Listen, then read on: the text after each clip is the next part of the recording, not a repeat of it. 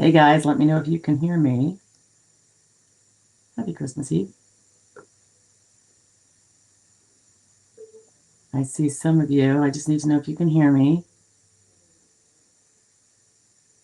Inheritance is in the house, or was. Don't know what he's talking about. Deanna, good to see you. Dimple. MD77. Guys are in the chat. Yes, thank you, Deanna. I appreciate. Hope you guys are doing good. I'm a little, yeah, can't believe it's almost Christmas. So, have my father-in-law maybe cruising in the door at some point, coming up from South Carolina. Kind of a crazy way of getting here, but what do you do? I've been trying to get him here for a few years now. So anyway, I don't know. If I sound a little raspy, it's because I am a little raspy, but I don't know if you guys can see this. This eye here. See that red business going on there? If I go like this, and then I go like that, you can probably see it. It's kind of, my family's saying I look like a lizard or something. I don't know what happened. It just became all red. I don't know. All right. So let's just see if there's any. It looks like MD has mostly the questions. So let's just see what we get going on here. It might be a shorter than normal day. We'll see. Okay. Let's see. Dimple from Ohio.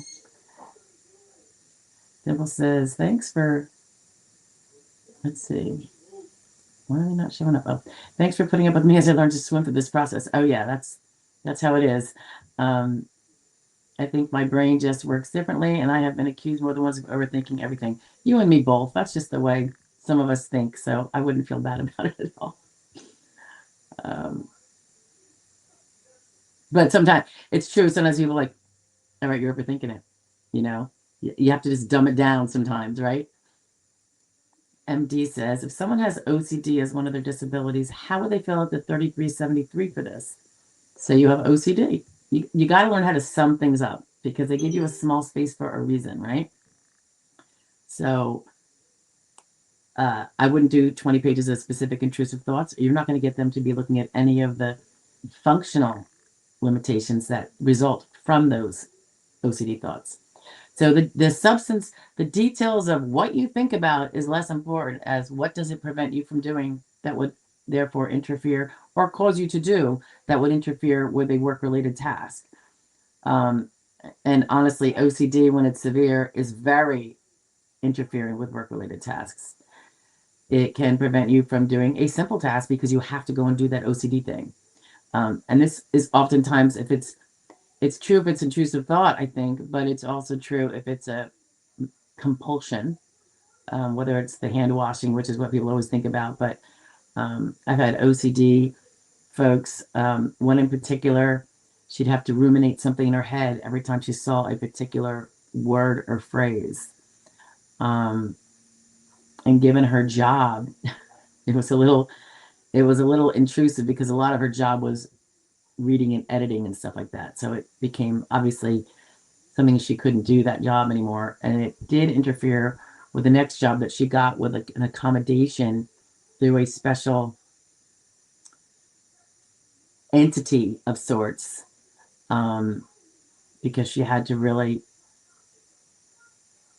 I don't even know how she did it. I know it was very accommodated and there were issues and it was part-time because of that. And, but the employer was designed to be hiring people who wanted to work but couldn't do it in the normal way or the normal set of hours or anything like that. So that's why she was still there or at the newer job. So just try to think about, you could, it's the end task interference, MD, that's the important thing.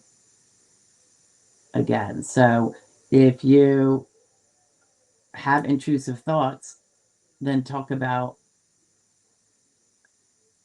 how often in a day they're going to take you off task from even a simple thing you're trying to do. Let's say you're supposed to be doing the dishes and it makes you have to go do something else.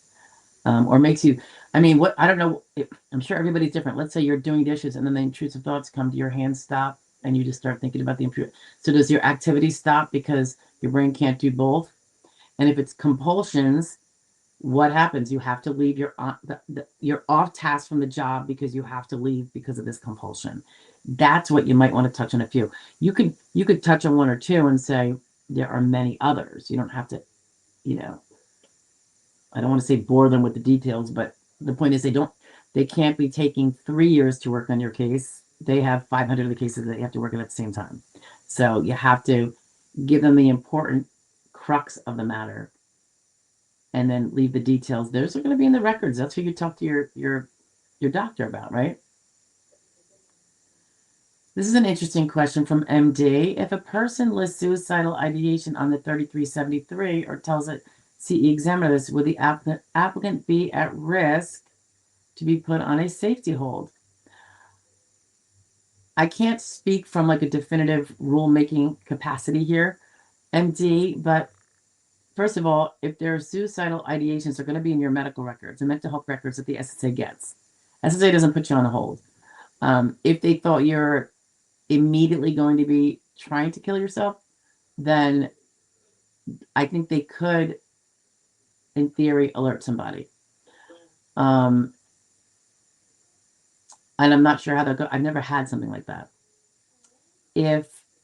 But they're going to see them in the records anyway. So the fact that you say you have ideations to a CE examiner or on your 3373, I see that all the time. People discuss the fact they've had suicidal thoughts, and that's a whole different thing than a suicidal plan. And I see that being what appears to me to be the differentiation. If someone said, I'm going to go kill myself in the next week, I think that would be a big ding, ding, ding. But if they're just talking about ideations and not a concrete plan, they often say in those kind of records, has had suicidal ideations, but no plan. So if that helps you. And I hope you don't have ideations much longer. I hope you get over that. But I do think that's normal. I think probably everyone has had one, even the healthiest of people. It's just more of a thing you consider, but not doing, just like, I wonder if, you know what I mean? Kids, adults, everybody. Let's see. I don't want to put your... Oh, Mike Page is in the house. Merry Christmas, Mike. Merry Christmas, everybody. I hope everyone has a good one, regardless of what you like to do at this time of year. Thank you, Dimple.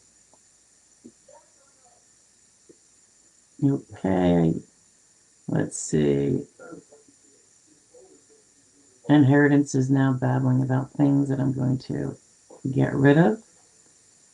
Please don't use this platform, Inheritance, for your own diatribes on your political preferences, okay?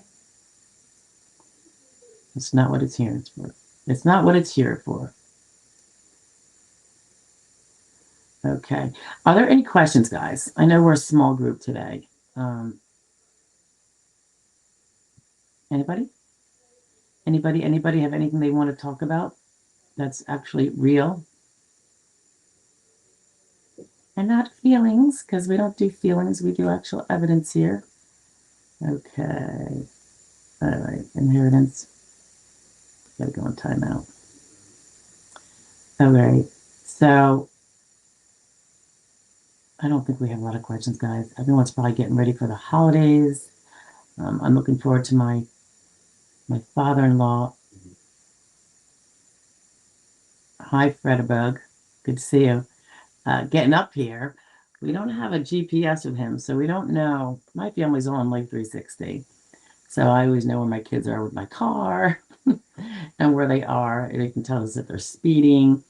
Um, we allow them to use the cars as soon as they have a driver's license, but the helicopter part is like, are you speeding with my car? um, did you ask to take it over to your friend's house? That kind of thing. But so my father-in-law, who's in his mid-70s, he's driving up, and it's been a really long time. Every time he's going to come up, something comes up, and he can't do it, or he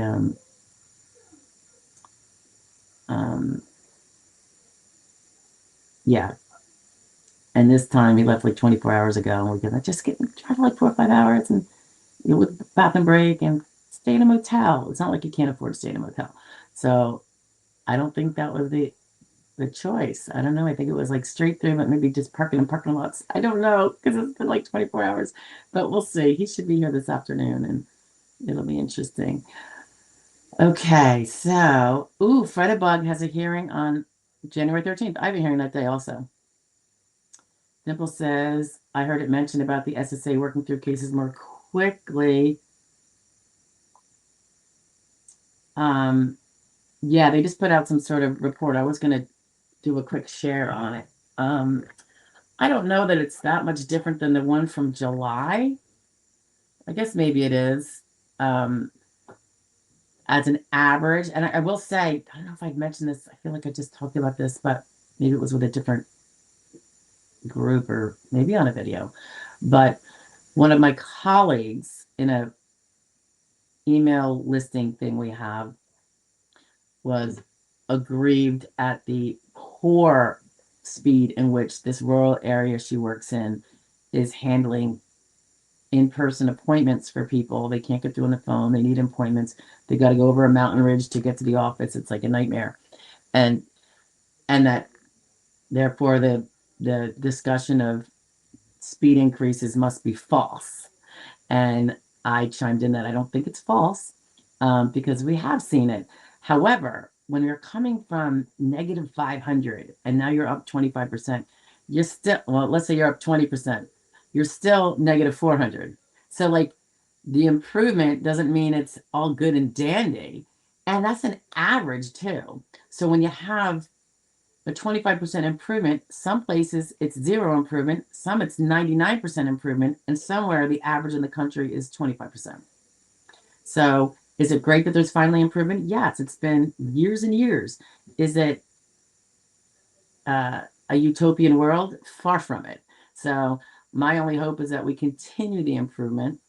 I think a lot of it has to do with the fact that more technology available services are there. So the people that would be calling and waiting on the phone or clogging up the phone or seeking an in-person no longer have to do that because they're getting their problem solved just through technology and online and all that kind of business. So that leaves the in-person stuff more available to those that can't do online. Like I would imagine that some very indigent people might not be able to do it, or some people that are not just cognitively able, like maybe an elderly person who has never learned about the online system and how to get around online. It definitely gets harder. I think as you get older, if you were not born and raised with it, my particular age group, we weren't born and raised with it, but we got it in early adulthood. So we've kind of gravitated, not as good as the people, our youngers who were born and raised with it, but it's thankfully better than, say, the 80-year-olds.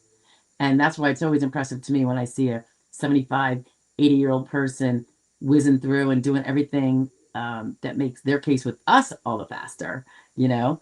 But anywho, so I just put in my 2 cents about, listen, it's really easy to look at one person's, your own, and not see the rest of the, when we're in our own bubble, we only see what we see. If we're not researching and learning about what's going on everywhere else, our own perspective is going to be very narrow.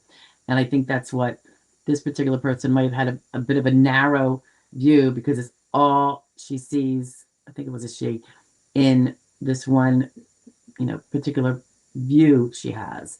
And I don't know, maybe not a numbers person, but when you're doing something with percentages and averages, you have to know that there's going to be the higher and the lower. So there's like stellar results, and then there's lower results, and the average is somehow 25, right?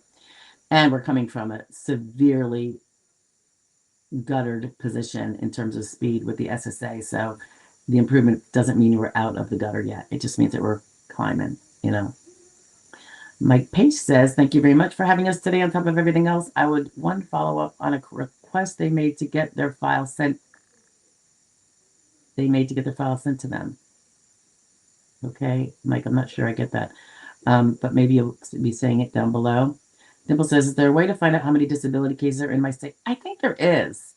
I think there is by state. I don't really look at it because it doesn't change my job. So I don't know where it is, but I just get the sense that there is, because they do put out some tables. It's got to do a little digging, and it would be at the SSA.gov site, I think, embedded in there someplace. Bug says his or her ALJ has a 76% win rate, award rate. That's quite high. Good for you. Dimple says, I saw a video you just posted on the members only side. Made me wonder what Ohio looks like. Oh, you could probably chat that and find out.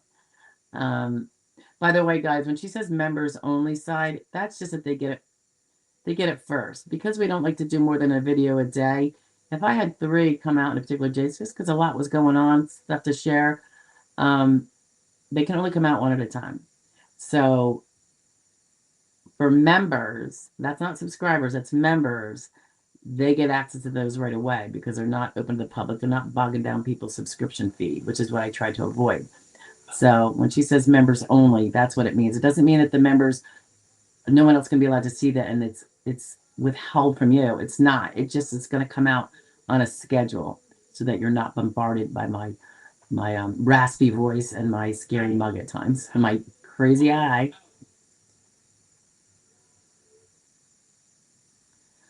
Dimple says, I was thinking that AI might be doing a bit more with initial reviews. Well, there's been AI in everything for a long time. For instance, you have a medical impairment that could be a compassionate allowance, because maybe you worded it wrong and you didn't put down the diagnosis that is included in the compassionate allowance list word for word, but your other descriptors indicate it might be. I wouldn't be surprised if AI will alert them to, please look at this. This could be a compassionate allowance. So I think it's going to be in the favorable, more so than the unfavorable. Although it could, in theory, and this is not new. This is not new. Automation has been around in the SSA and everywhere else for years and years. It's just that it might be a little bit more useful now. And yes, of course, if we're going to talk about the dangers, we've got those too. People marrying their AI friend. It's a little weird.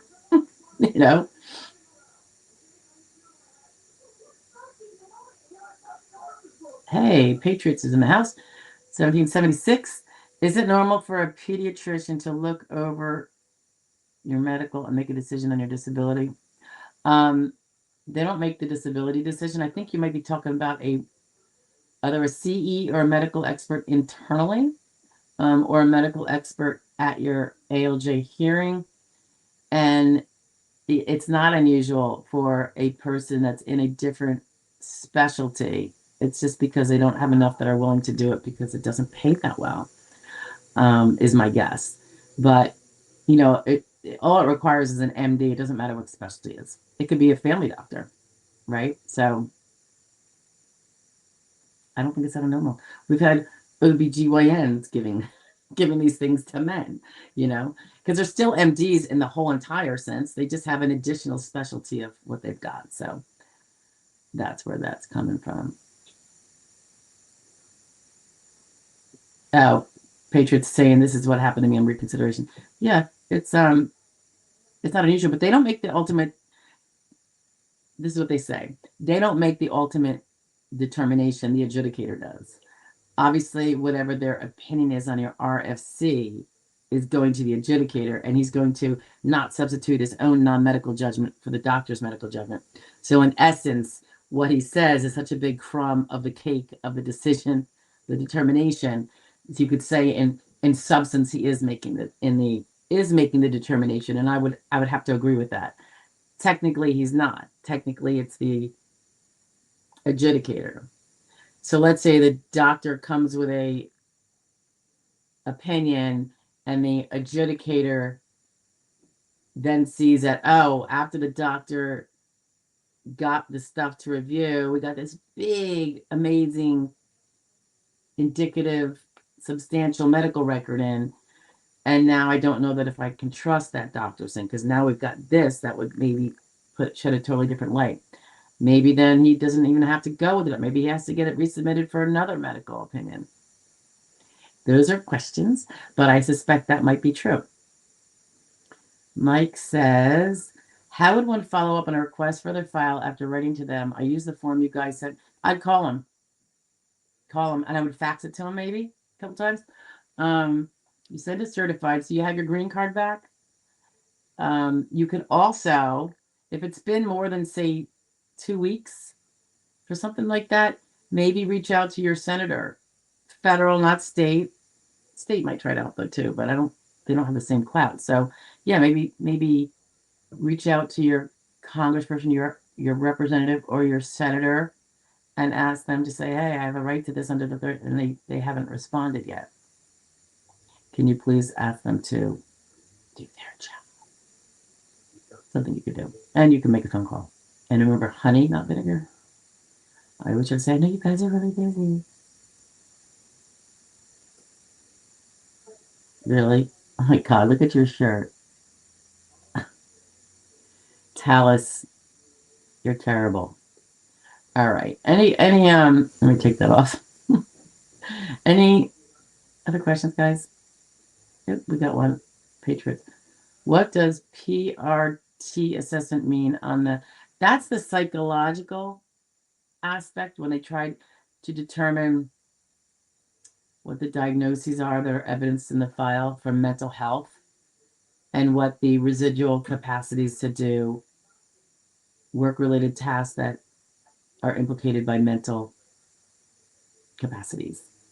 So someone could be moderately limited in interacting with coworkers, or they could be extremely limited in interacting with coworkers.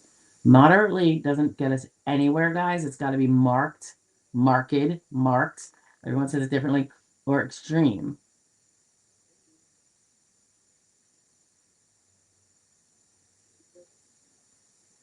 AMD's got a jury notification. Jury trial, jury hearing, jury trial, jury duty. I have always wanted to sit on a jury for the entire case. And the few times I've been called in, I've always known they're going to boot me once they find out I'm a lawyer. And I always thought, that's pretty stupid, though. I guess because they don't think they can manipulate us as much. I don't know, because juries tend to be the audience for theater, right? The lawyers are doing a lot of theatrics. It's differently, by the way, than ALJ hearing where there's no theatrics. And ALJ wouldn't appreciate it. There's no jury to impress or to manipulate or to dramatize in front of. Freddie Mejia? Hi. If I'm 53, how do grid rules with light work? Okay. 53. If you can do light work, you lose on the grid rules. You have to prove you cannot do light work, Freddie. When you're 55, even if you could do light work, you can still be found disabled because you got to meet the other prongs. There's always like at least 3 prongs for any grid. If you meet the other 2 prongs, and you could, even though you could do light work at 55, you could still prevail in your case. Incidentally, weren't we hearing all this fear about they're going to take away the grids for 50 to 55s or something? Wasn't that the big scuttlebutt a couple months ago? Everybody was asking about it, and I kept saying, all I'm hearing is the fear mongers Haven't seen it yet. I know they're supposed to be coming up with a new analysis since like 2015 or something, or whatever it was, 2020, trying to update the vocational aspect, like get some of those jobs out of there that don't exist, that people are being held to the standard of. When the job doesn't even exist, how can you say you could do that job, therefore you lose?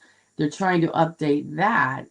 But you know, all the clickbaiters were trying to get in there. Hey, they're going to take away your da-da-da. And I said, I haven't heard that. I haven't heard that from any reliable source whatsoever within the SSA or the federal government whatsoever. So I still haven't heard it, guys. Yes, we have a few more days left of December, so we'll see. They have been throwing around ideas to adjust that since at least 2003. And at times they have adjusted it. So, but I haven't really seen, you know, anything to suggest that now. So I'm not terribly worried. Although yes, could it happen? It could happen. It's been threatened for 20 years, 20 something years. But worrying about it is not going to solve the problem. You know, I think the better idea is to figure out how you're going to adapt if that does become an issue. All right. But not borrowing trouble before we need it, not crossing the bridge before we get to it, all that kind of stuff.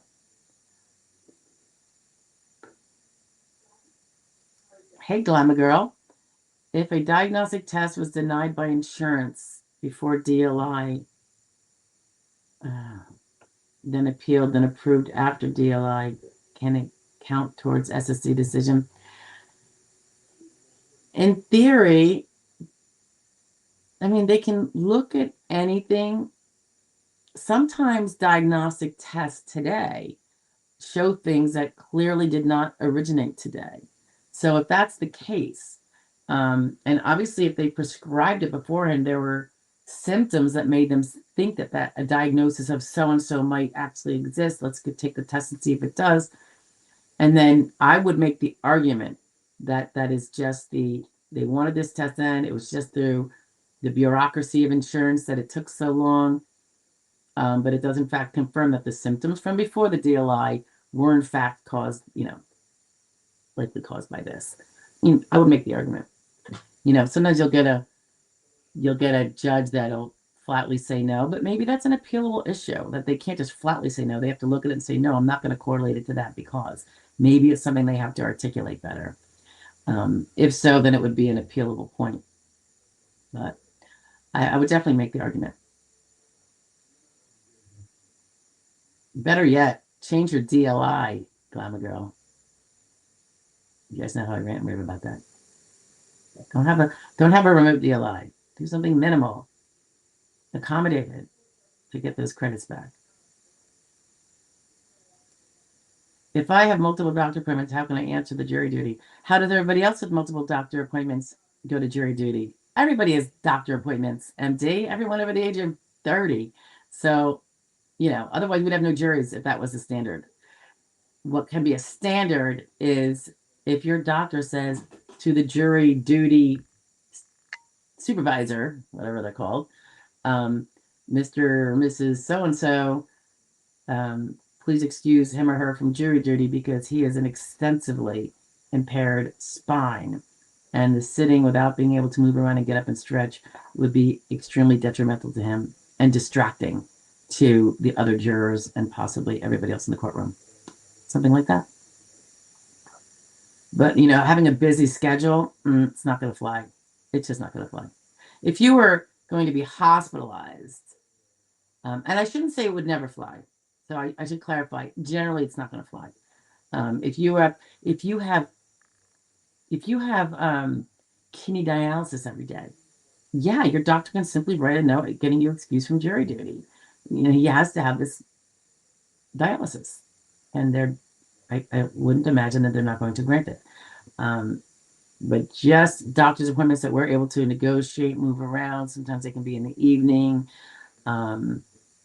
You know, jury duty goes till 4. Sometimes this doctor's office are open till 6. You know what I'm saying?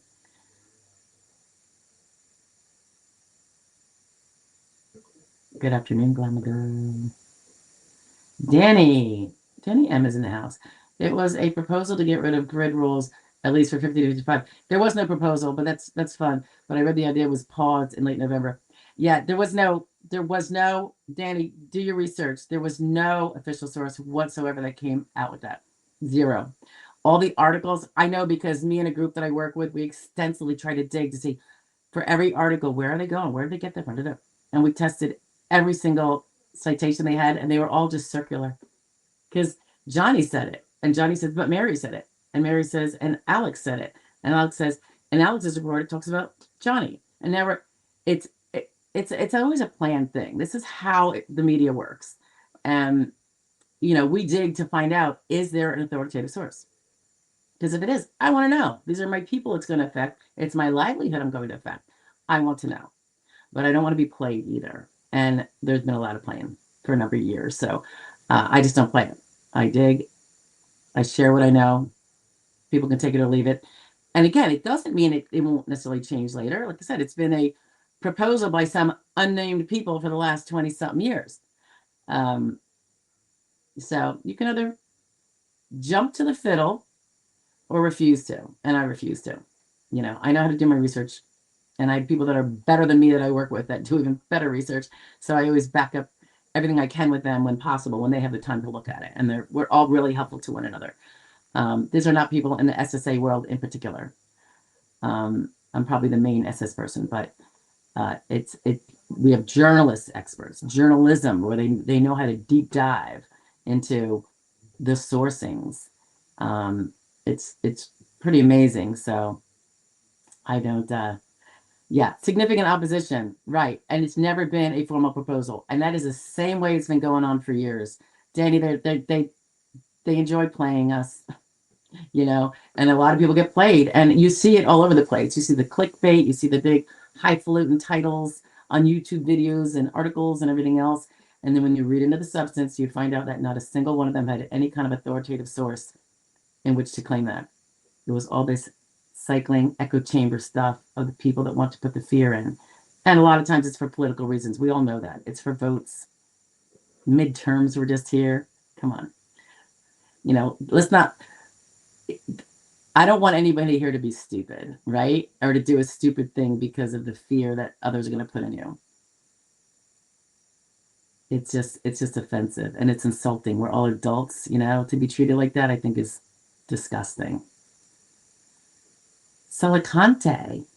First, thanks for the information. Second, I got an approval message on step 4. Woo woo. Do I wait for the letter mail or do I start doing the next procedure? Why don't you wait for the mail? Calling them for what? What are you going to call them about? Unless the letter said for you to call them, but it probably didn't, right? Hey, Christina. Good to see you. DWS. I have an SSI app in process. I sent in the adult function report almost 2 weeks ago, but haven't heard anything since. And the app is still, yeah, I would expect it to still be there. They're gathering medical records at step 3. There is no usual time frame to get a decision. If your doctors take 6 months to get in your medical records, it could take 6 months. Or the adjudicator say, hey, I'm only getting 3 months, and we have to cut the cord at some point and just issue the denial if we don't get enough medical evidence. So, if you're self-representing DW, I would make sure that the adjudicator has received all the medical records you told them about. If you have new medical providers or new visits, you tell the adjudicator that. They're not mind readers. So you really have to keep in touch with them. I'll be letting them know every time I had a visit. I'd probably be that anal. You know what I'm saying? So, but now you just sent in your function report. They're still gathering medical records. This is not necessarily ending anytime soon. Hello, this is RD. Hi, RD. Hello from California. Happy holidays, everyone. And you too. So Conte says, thanks again. Makes sense to wait for the letter mail. Yeah, like what? Why put any work on yourself? And plus, that person is probably not going to know anything either because the letter hasn't been generated yet, right? From whatever office would be generating it. All right. How we doing, guys? Anything else? Anything? Well, I hope you guys have a great Merry Christmas and a Happy New Year. So I guess I'll see you next Wednesday, right? I don't think I have any. What's the date next Wednesday? The date next Wednesday is this. Oh, no, wait. Oopsie. The 31st, right? Yeah, I'll be here. Yeah, I should be open all the subsequent Wednesdays, barring any unforeseen emergency. So happy holidays, Danny. All right. I'm going to call it a day, guys. It's been short and sweet, but we don't have to stay here if there's not a lot of questions. Everyone's busy with the holidays, right? And yeah, Mike Pace, you too. Gotta go, but he says, gotta go, but God bless everybody with a beautiful, healthy, happy Christmas and New Year. And I couldn't agree more. Michelle M., good to see you. All right, guys, Happy New Year. And yeah, I'll see you at 12 o'clock for our dailies and next Wednesday at 1 p.m. Eastern Standard Time. Have a very Merry Christmas, guys. Thank you again for always being here. I appreciate it.